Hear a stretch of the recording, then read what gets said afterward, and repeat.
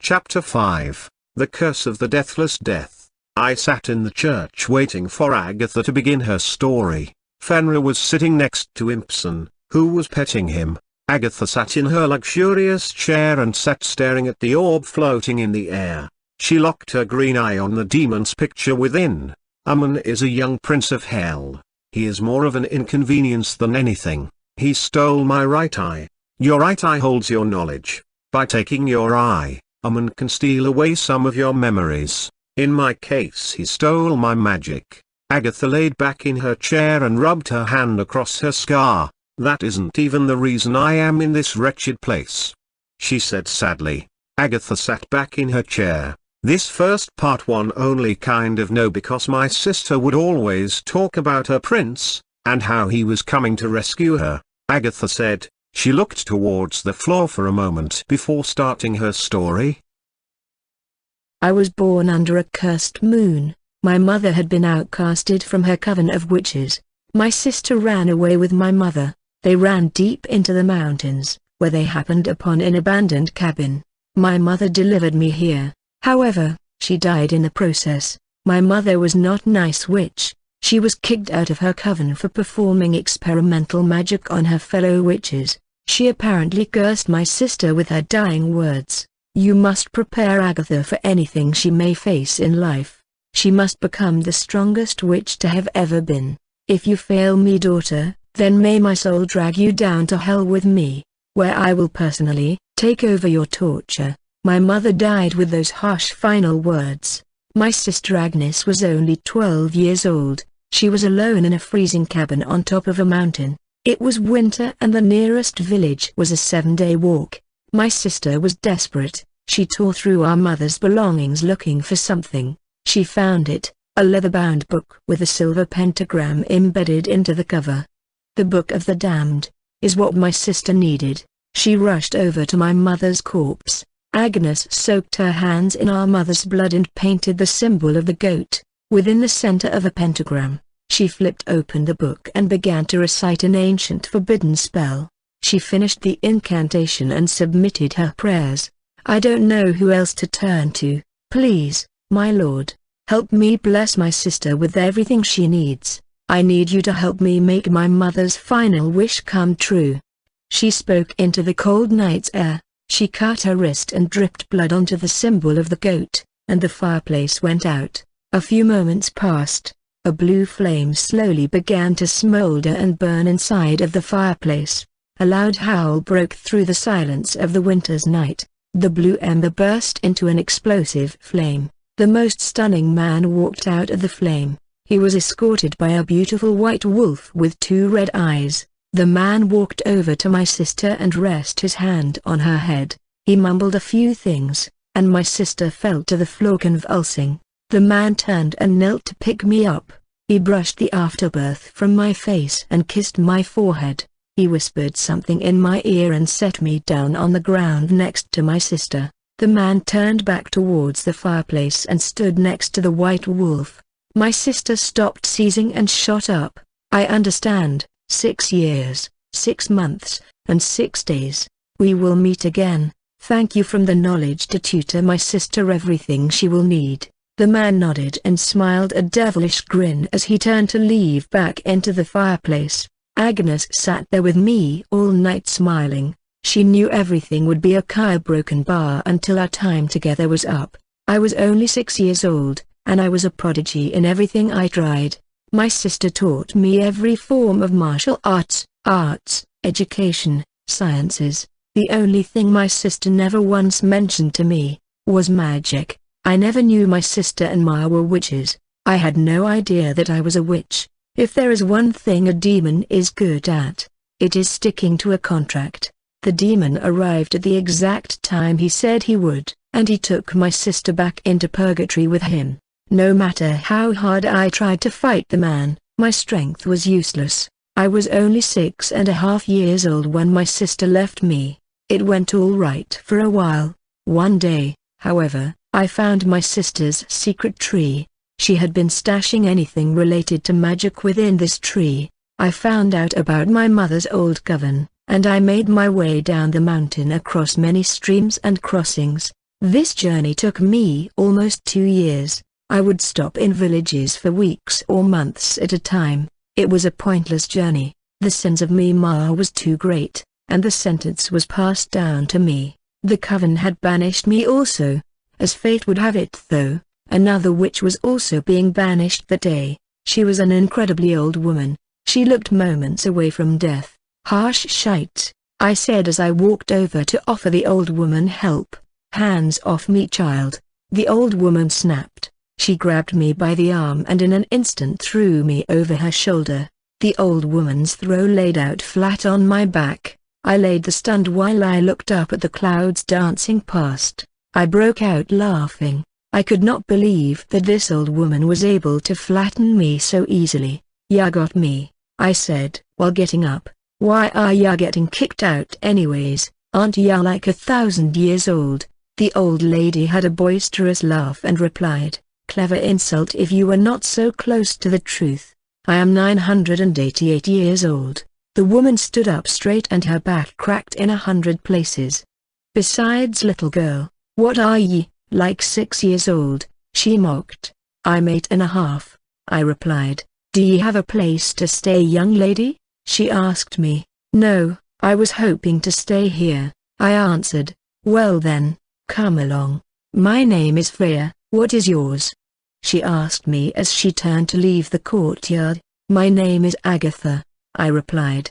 We walked in silence for a while. I had figured that she had lied to me about her age, but even so, she was a very nimble old woman. She hopped and danced through the forests and across rocks and streams. The entire time I struggled to keep up with her. It is funny to look back at her crazy antics and mysteries. She really was 1,000 years old. Freya has a horrible secret. She could siphon the life from others and add it to her own. She took me to her own private property. It was invisible. She owned a massive mound of land thick in spruce trees which hid her house from the world.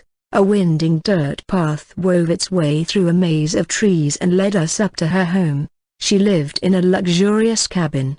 It had multiple floors, and the walls were lined with bookshelves. Magical trinkets were scattered on every surface alongside tomes and scrolls. It was an amazing, remarkable sight. I absolutely loved to study and read. I was really excited to live with Freya and begin learning magic from her. I lived with Freya for a decade. She taught me magic and the wonders of our universe. She taught me all about the unseen world, and the creatures that stalked it. During this time, I had really slacked on my physical training. I forgot my martial arts skills, and my muscle memory faded. The trade-off was well worth it though. The things magic could do for me were near limitless. I finally thought I had found an ally in Freya and the means to rescue my sister. However, fate had other plans. Freya had refused to siphon life from me. No one else was around and her age was catching up with her. No matter how hard I pleaded with her to stick it out, for even one more year, she just had to stay with me for one more year. Sadly, just like everyone else in my life, she left me. Freya died when she was 999. She was only a few months from making it to 1,000. Freya left everything she had to me, her land, wealth, her vast magical collection. I mourned Freya for many years by reading every book, scroll, tome, and journal she had in her home. It took me nearly 50 years, but I learned every form of magic she had ever written down. I could do anything. One thing I could not do was enter purgatory without dying. I needed a way to travel back after saving my sister. I wanted to find a way to tether my soul to the living world. I needed to find something that would not decay over time. I traveled the world for years learning skills and trades. I took all the golden relics around Freya's house and smelt them down into an encasing for a glass sphere. I enchanted the gold with the strongest string of curses I could think of to combine. To honor Freya, the goddess she was, I used the remaining gold to carefully craft an interpretation of Valhalla, the kingdom of the gods. I took all the enchanted glass and heated it up to reform it. I formed the glass gently into a sphere. Once I was comfortable with the way the sphere fit into the gold enclosure, For the glass I fasted and prayed every prayer and blessing I had ever read into it. The most sacred of relics, I ground down into a fine powder. I added this mixture to the warm glass for extra strength. Once I combined the cursed gold with the blessed glass, it fused with such force it shook the entire house. I had done it, created the perfect impenetrable prison. It could house my soul while I wandered purgatory. I would never have to fear it decaying. If I stored it somewhere safe, in theory, I could not live in purgatory forever, and still come home alive. The only thing I needed was something to help guard my soul, a being strong enough to ward off the strongest of evils and who would be bound to me by contract for eternity. For this I would have to offer the greatest of payments. I quickly emptied one of the rooms in the house and prepared my ritual to summon a demon king. I had to make sure I planned every final detail. I had to make sure that once I summoned the demon, he would not be able to break free. I drew up plans and obsessed over them for years. I recombed every book in the house. Once I was confident in my devil's snare, I started the ritual to summon one of the 3 demon kings. I went over my final checks and lit several candles in the room. I stood over a pentagram I drew in goat's blood and began to chant. I grabbed a knife and slit my wrist. I poured out my blood into the pentagram I drew in the center of the room. The blood flowed down the lines and met in the center. The symbol of the fly that I drew could be seen sucking up the blood. The symbol began to glow red, and it flowed down the rest of the lines until the entire pentagram was lit up. A loud whoosh of air blew from the center of the circle and the room went dark. Smoke filled the area and blocked the pentagram from my view. I could still see a blob of a shape slithering within the smoke. Bold move, witch. I will slaughter you as soon as I get out of this circle. A deep dark voice buzzed. I walked up and waved my hand. A gust of air shot out from my palm and blew the smoke away. Nice try, Beelzebub, but I am not afraid of you, I said confidently as I approached the demon. I have perfected this seal for a century. You will not be getting out of it so easily, I warned. The demon sighed and plopped to the floor with a slimy wet thud. The weight of him swayed the second-story floor we were on side to side noticeably. Whatever, this is becoming an effort, Beelzebub said, while he turned over onto his side and rested his head onto his fist. I was finally able to get a good look at the disgusting creature in front of me. He was about 7 feet tall, and he had the head of a fly. A fat sweaty man's torso convulsed and oozed as sores popped on its skin. He wore soft-looking grey pants. Tiny fly feet could be seen poking out at the bottom of the pants. His head darted up and down and side to side. He buzzed and flicked his tongue repeatedly. Well then, witch, why am I here? Out with it now. I do not want to miss the action now. My favorite soap opera is getting interesting. The demon laughed and waved his hand. His fat rolled and more ooze drained out. I know you are looking for revenge on Lucifer. I know he stole 2 of your wings. I told the demon outright. He stole my sister and I want her back. I am going to purgatory, alive so that I will not fall asleep in the process. I told him. Impossible. He roared with laughter. Purgatory is exclusively where the dead and the damned roam and wait. He readjusted his head while he spoke. You are correct though. I loathe my brother. I would do anything to get my wings back and have my power restored. Well, anything that is not an effort. He sighed and rolled himself over. He struggled for a moment to hoist himself up. He used his fly-like arms to hold his massive weight as he adjusted. I was shocked his arms did not break. He plopped down again. This time he sat cross-legged. If you are somehow able to enter purgatory, there are many dangers that will smell your soul immediately. How do you plan on even making it to Lucifer? He is the most powerful of the damned, made even more so by the 2 wings he stole from me. How could a mortal like you possibly win? He stared at me intensely, but he was considering my words. He flicked his tongue and twitched his head as he waited for my response. I am sure you have heard of the crusade your brother is on. The things they do to blaspheme the name of the Lord they worship? I am sure you have heard of the curse Saint Peter placed on purgatory. I am sure you have heard of these church grims. I said, I was nervous because I had extraordinarily little information on Grimm's. Beelzebub roared with laughter. Grimm's? That is your plan? Grimm's? He rolled back and laughed louder. Lucifer's priests make sure that only weak animals become church Grimms. There is few human Grimms in purgatory. Those who are trapped and forced to fight do not last awfully long. The odds of you finding anyone to help you are slim if at all. He struggled to get the words out through laughter. I know of one who still fights, I replied. Who? Beelzebub asked curiously. His head twitched and froze for the first time, cocked to the side. Saint Peter himself, the man who cursed Lucifer's efforts once he found out how he was using the church, I said. I was confident Saint Peter would still be alive. Saint Peter? Beelzebub roared with laughter. No one has seen Saint Peter in 1,000 years. How do you know he still fights in purgatory? He asked. His head had still not returned to the normal twitching nature. I knew his wife, Freya. From what I know of her, she is probably awake and looking for him right now, I said proudly. It was the first time I saw the weight of the title Freya held. The words made Beelzebub shoot up off the ground in an instant.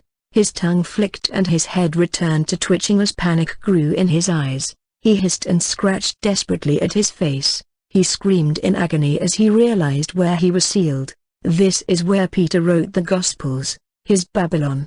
I knew I smelt something off and familiar. He howled and squirmed. The pus-filled sacks exploded, flooding the floor with ooze.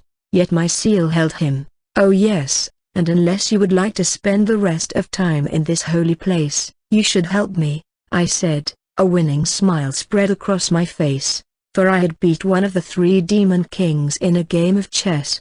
I cannot give you any assistance once you are in purgatory. I would be killed in an instant if any of the others found out I bent to a human, let alone a filthy witch. Beelzebub hissed as he relaxed a little. Can you give me someone who could? I also require someone who could watch over my soul here in eternity. A contract will be formed, so none may betray the others. I spoke seriously and chose my words very carefully. You will gift me your strongest servant and you both will swear loyalty to me until the days your pathetic lives end. I spoke. Beelzebub sat and thought for a moment. The strongest demon that remains within my ranks is the Goblin King, Impson. He raised his fly hand to his chin and thought carefully. He is very strong, and goblins are great at hoarding and guarding treasures. He could stash you away and watch over you for eons. I could even split Impson and keep a small amount of him in purgatory with you. He will assist you both here and there. I thought for a moment and accepted the offer. Summon him and I will set you free once the contracts are signed. I spoke. Beelzebub agreed and waved his hand. A long scroll of paper appeared in his hand. He waved his other hand and a quill appeared in it. What is your name, witch? He asked. Agatha, I answered. I accept the terms of your contract. Sign on the dotted line, he replied. I signed the line and the scroll vanished in a puff of smoke. The smoke filled the circle and when it settled, I saw that Beelzebub was gone. I had not planned on him slipping out through use of the contract. However, in his place was Impson. Impson was fierce and mighty. He was a bulked-out brute of a demon. He watched over me as I performed the ritual to seal my soul within the bowl I made. Deep within the tiny gold replica of Valhalla, is a secret vault. It is within this vault my soul would be sealed. I explained what was about to happen in more detail to the great Goblin King. I will first cast a whole lot of curses upon my body. This combination should in theory give my consciousness a foothold and a good shot of waking up once I am dead in purgatory. I will then kill myself by removing my soul from my chest and sealing it away in this sacred relic. I will need you to take this and hide away with it. By the contract you were assigned to me by, if you are found, you must fight until your last breath to protect me. If my soul or this relic gets damaged in any way before my mission is complete, I will die for real and be forced into that eternal slumber. Do not let this happen, Impson, I told the great creature. He nodded and stood in front of me holding the golden-cased sacred bowl. I understand, Miss Agatha. The rest of me will be awaiting your safe arrival in purgatory. The demon spoke, surprising me properly. I performed the ritual, and that is how I made it here. That is how I met Impson, and that is why I need your help, Tyrell, and Fenrir. Agatha sat back sadly in her chair. Wow! What a fascinating story, I whispered. I was in shock. Such a thing sounded preposterous, but I was sitting in purgatory with her, so it had to have been true. I got up and stretched from the bench. I walked over to Behemoth and picked him up. I caught a glimpse of his reflection as it flowed by. He had tears staining down his cheeks. You just have to convince Fenrir and I'm down, I said while I placed the scythe securely to my back. What about that owl demon, and your right eye? I asked curiously. Before Agatha could reply to me, a handful of large demons' roars broke out. They pierced the silence and sent a shiver down my spine. It had already been a long day. I was tired and just wanted to sleep. Fenrir whimpered as if he heard the thought and agreed with me. We should probably go check that out, I was about to say, when a loud hawk cried out. The sound pierced me to my bones and a bright flash lit up the inside of the church. Moments later a loud bang from thunder clapped through the air. We ran out of the front door to look at what was happening. In the distance I saw a majestic sight. Tens of those white flames were flickering in and out of view in the distance. It would appear someone has already taken care of those demons, Impson said. He straightened his booty and moved to Agatha's side. This village just keeps getting more interesting. Agatha smiled her devilish grin. I would grow to hate this grin.